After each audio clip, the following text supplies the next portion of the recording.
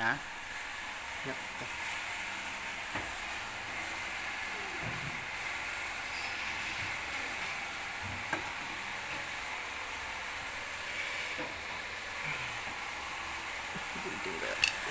Dapat flat ano?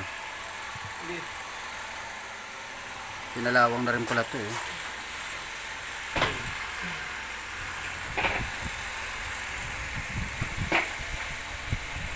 Bis ka lang ano? Tubig. Pero ano no?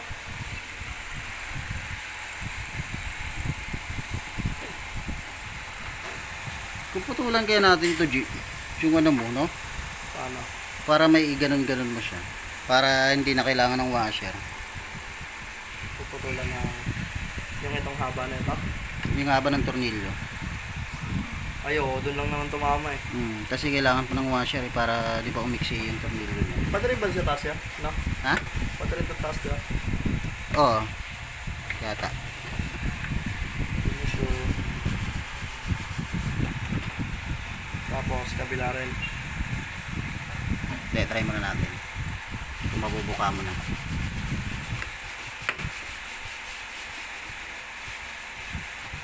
Ayun. Ito yun eh. Yan. Hindi, ikaw. Ikaw marunong dyan.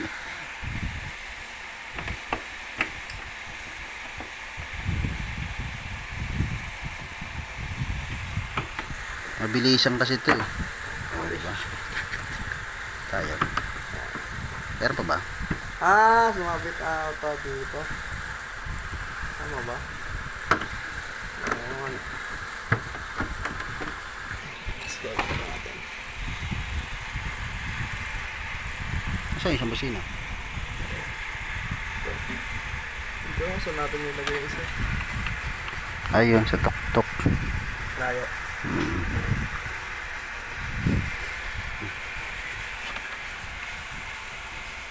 Sige.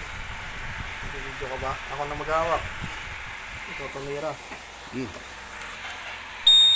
So dito i-open natin mga boss yung ating motor at susubukan natin yung kanyang MOCC.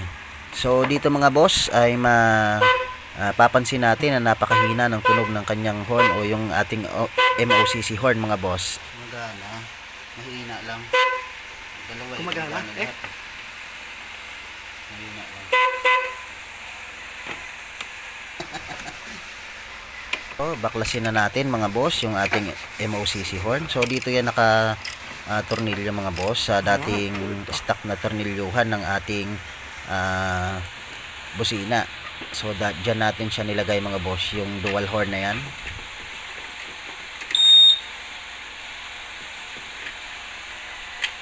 Ay, magkasama na yan sila dyan, di ba? Sa isang tornilyo. Binali mo pala yung ano. Yung isa. Grabe. So dito mga boss sa pagkataob natin ng MOCC na to ay punong-puno siya ng tubig at buhangin mga boss. So hindi lang natin naipakita sa camera pero punong-puno ng tubig yan mga boss. Etong isa na to yung lagay sa bandang taas ay wala namang tubig mga boss. Kaya pala mahina siya ay dahil pwedeng grounded o punong-puno ng buhangin kaya hindi nakakagalaw ng maayos yung vibrate o yung nagba-vibrate dun sa loob para sa ating busina. Lakas eh. At sa tenga po. So sa part na to mga boss ay ibabalik na natin siya. So inaalam natin mga boss yung tamang posisyon ng ating busina para hindi na siya pasukin o hindi na niya salo yung mga tubig at buhangin na magagaling dito sa ating gulong mga boss.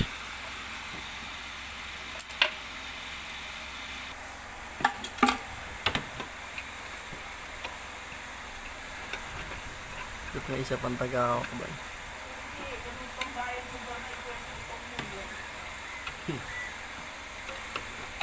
Labor.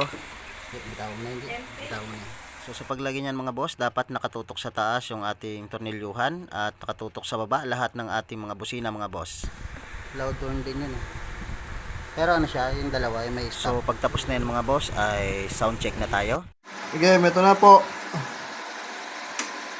Oh, busina. Sound check. Busina, kako. Hindi pa. Tapos, oh. Okay na yan.